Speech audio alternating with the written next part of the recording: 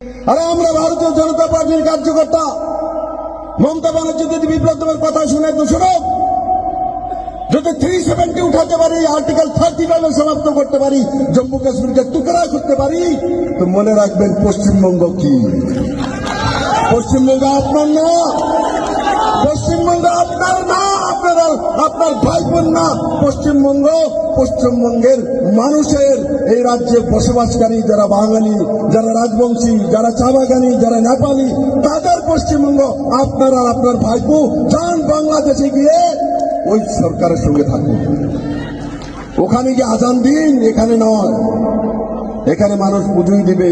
আর আমি বলছি, যারা এখানে জন্মগ্রহণ করেছেন ভারতের মাটিতে 2002 সালের আগে যাদের কাগজপত্র আছে, এরা হিন্দু হোক, মুসলমান হোক, খ্রিস্টান হোক, এরা থাকবে, এরা ভারতীয়। কিন্তু 2002 পরে যারা এসছে, এক ব্যক্তি মমতা ব্যানার্জি রেখেতে খাতে ভূমির মধ্যে একটিও রাখতে পারবে না। ভুলে গেছেন মমতা ব্যানার্জি? 370 উঠাতে পারে অমিত শাহ। যে মানুষ ভেবেছিল একসময় কমিউনিস্ট ছিল 34 সাল এখানে, কমিউনিস্টরা বলতো 370 মধ্যে হাত লাগালে ভারতে আগুন জ্বলে যাবে, রাম মন্দির বানানো হলে আমাদের দেশ অন্ধকার হয়ে যাবে, মুসলিম দেশ তেল দেবে না। এই তো শুনতাম কাহিনী ছোটবেলা থেকে আমরা কমিউনিস্ট নেতাদের মুখে। নরেন্দ্র ভাই মোদীর নেতৃত্বে রাম মন্দির হয়ে গেছে, 370 উঠিয়ে তুলে দিয়েছি। দেশের মধ্যে সবচেয়ে বেশি মহিলা এবং মেয়ে নিখোঁজ, এনসিআরবি রিপোর্ট।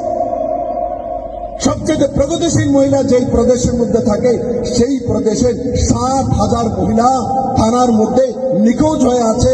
এদের কোনো হদিশ নেই, কোথায় গেছে? মহিলা মুখ্যমন্ত্রী, 60,000 মহিলা মেয়ে গায়েব হয়ে গেছে। আর উনি মুখ্যমন্ত্রী, ওনার কাছে দায়িত্ব রয়েছে, উনি আজ পর্যন্ত একটা মেয়েকে বের করতে পারলেন না, কোথায় গেল? কারণ কি উনার পার্টির লোকেরাই তো মেয়ে পাচার করে, মানুষ পাচার করে, তারপরে সিবিআই কেস হয়েছে, ইডি রেড করেছে। উনি কিভাবে বের করবেন? ওনার মন্ত্রী, শিক্ষামন্ত্রী, সবার চাকরি গেল, পয়সা যারা চাকরি পায় না, সিবিআই রেড করার পর তার ঘরের মধ্যে 50 কোটি টাকা। ওনার মন্ত্রী, শিক্ষামন্ত্রী, সবার চাকরি গেল, পয়সা যারা চাকরি পায় না, সিবিআই রেড করার পর তার ঘরের মধ্যে 50 কোটি টাকা ক্যাশ, বান্ধবী সহ 105 কোটি টাকার অবৈধ সম্পত্তি। এগুলি কি একলা পার্থধার? আপনাদের মনে হয় যে এতগুলো টাকা বাড়িতে রেখেছে আর অবৈধভাবে চাকরি দিয়েছে, মুখ্যমন্ত্রী জানে না? আমি মুখ্যমন্ত্রী ছিলাম, আমি জানি। মুখ্যমন্ত্রীকে না জানিয়ে কোনো মন্ত্রী কোনো কিছু করতে পারেন না। তার জন্য রেসপন্সিবিলিটি মমতা ব্যানার্জির জন্যই ফিক্স হয়।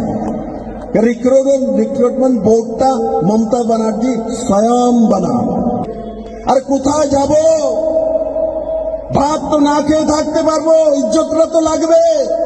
মার ইজ্জতটা, মাকে সিঁদুর তো রাখতে হবে, শাখা তো রাখতে হবে, শঙ্করধ্বনি করতে হবে, উলুধ্বনি করতে হবে। ভারতে যদি উলুধ্বনি না দিতে পারি, ভারতে যদি শঙ্করধ্বনি না দিতে পারি, তো পাকিস্তানে গিয়ে দেবো।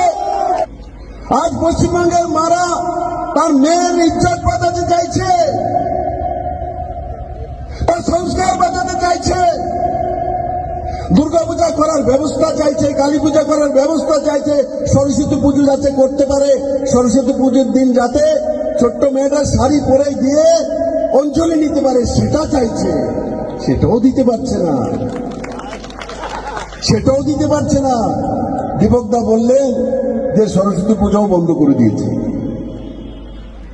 ভারতবর্ষের মধ্যে সরস্বতী পূজা বন্ধ হয়ে যাবে? পশ্চিমবাংলার মতো রাজ্যের মুখ্যমন্ত্রী উনি। ওই দিন একটা কারখানাতে আগুন জ্বললো, অফিসিয়ালি এখনো ডিক্লেয়ার হয়নি।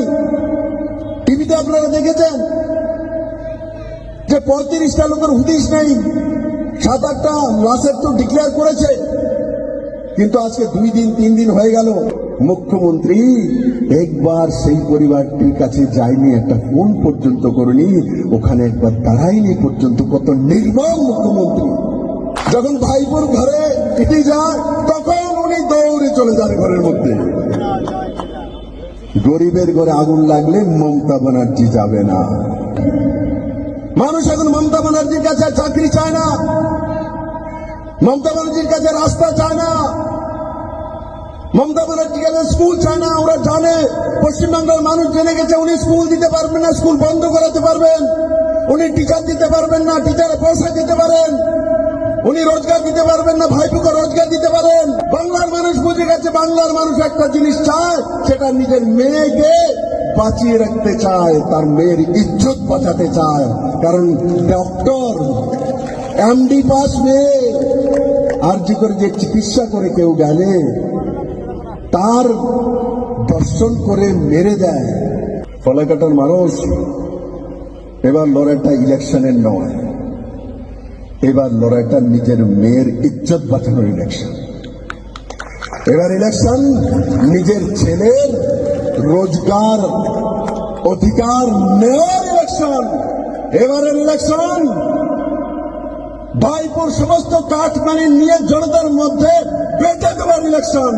এইবারের ইলেকশন বাংলার মানুষের ঐতিহ্যের এবং স্বাধীনতার ইলেকশন। বাংলার মানুষ ওনার কাছ থেকে স্বাধীনতা চায়।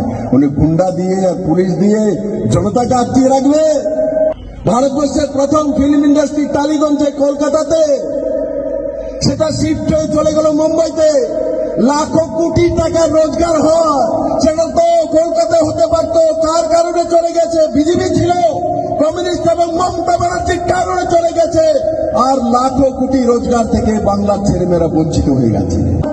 ভারতবর্ষের প্রথম স্টিল প্লান্ট দুর্গাপুরে তৈরি হয়ে গেছে, দুর্গাপুরে তৈরি হয়েছে। কিন্তু আজ সেই দুর্গাপুরের কাঠমানি খেয়ে ভাইপু মোটা হচ্ছে, আর সেই দুর্গাপুর আজ বদনাম হয়ে গেছে।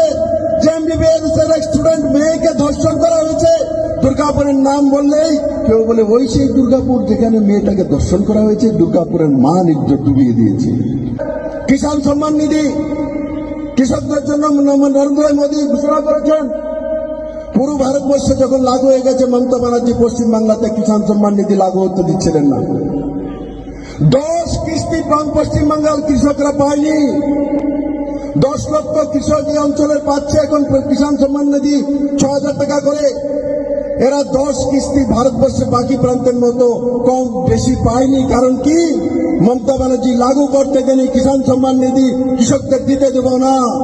আর তার কারণে 10 কিস্তিতে 20,000 টাকা করে পশ্চিমবঙ্গের এই 10 লক্ষ কৃষক এরা আরো 20,000 টাকা করে বেশি পেতে পারত।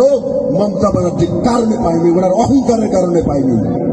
3 বছর যাবৎ মনরেগার কাজ এখানে বন্ধ হয়ে আছে পশ্চিমবাংলাতে। কার কারণে বন্ধ আছে? কে? গরিবের কারণে, পশ্চিমবঙ্গের গরিব মানুষের কারণে।